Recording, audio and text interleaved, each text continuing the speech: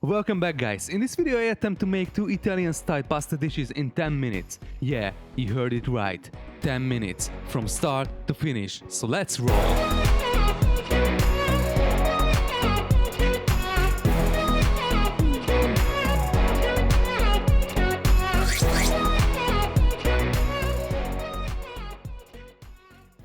Okay, I start with a classic tomato-based pasta called pasta all'arrabbiata, which means angry. It's angry because it has a serious amount of chili in it. But anyway, let's do it. I want to start to boil the pasta as soon as possible, so I use my water boiler. In the same time I get a pot, pour in 1 cup of water and start to heat it on high heat. By the time the water in the boiler reaches the boiling point, the pot is also hot, so I can pour in the rest of the water. Just make sure to use a good amount of heat to let the pasta sink in there. Talking about pasta, I like to use any type of dried durum pasta, but feel free to use egg noodles or any other variety. My measurement for this is simple: 3.5 ounces or 100 grams of dried pasta is enough for one person. Okay, but back to cooking. I season my boiling water with a fat pinch of salt and I throw in the pasta. I wanna cook it somewhere around al dente like, and for me it takes 7 minutes roughly when I use dried pasta. Give it a good stir to avoid the pasta sticks together and let it cook on its own. Meanwhile, I have time to make a super easy and basic but a seriously good tasting tomato sauce. Here it goes. I get a skillet and preheat it on high heat. Until then I get a can of San Marzano or any other sweet type of ripe canned tomatoes. For this personal size meal I use the half of the can only. It's more than enough. If you prefer more rustic you can leave it in whole, but I like my sauce when it's more creamy, so I get my immersion blender and blend it until smooth-ish with little chunks of tomato left in there.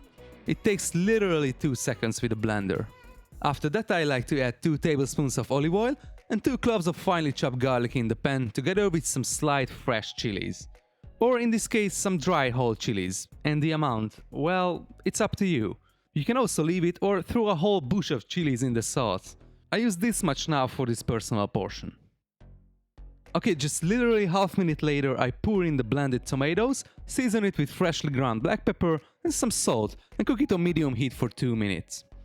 After that I like to taste it and add just a pinch of sugar if you find that the sauce is slightly too sour because of the tomatoes. I skipped that today because I found this one is quite good on its own. When it's done you can drain the cooked pasta and save some of the cooking water. Or just use a tongue and leave the water behind. I like to add a little bit, let's say half cup of cooking water, and stir everything together while applying high heat. In the very end you can mix in some fresh chopped Italian flat leaf parsley and turn off the gas, or just sprinkle it on the top. Sometimes I like to use the stems of the parsley in the sauce and the leaves for garnish, but you can use the whole thing at the end. Just don't throw the stems away because it has the best aroma. Serve it with a good amount of grated pecorino romano or Parmesan cheese on top, and here you go.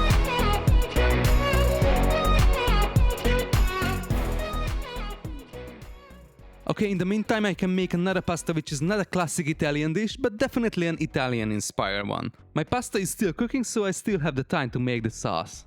This is gonna be a creamy spinach sauce and it's gonna be as easy as it gets. I get my skillet and preheat it on high heat, then I add 2 tablespoons of olive oil and 2 cloves of finely chopped garlic again.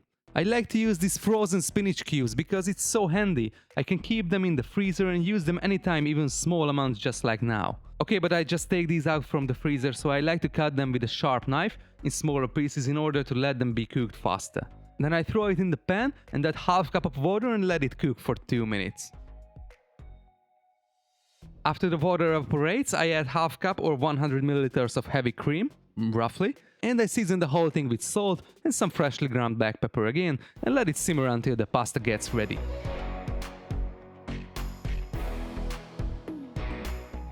I use a little bit of the pasta cooking water again and stir it together as it cooks on high heat. I like to serve this dish on its own, but feel free to use some Parmesan cheese on top or garnish with some herbs, chilies, garlic chips or whatever you might like. And here you go.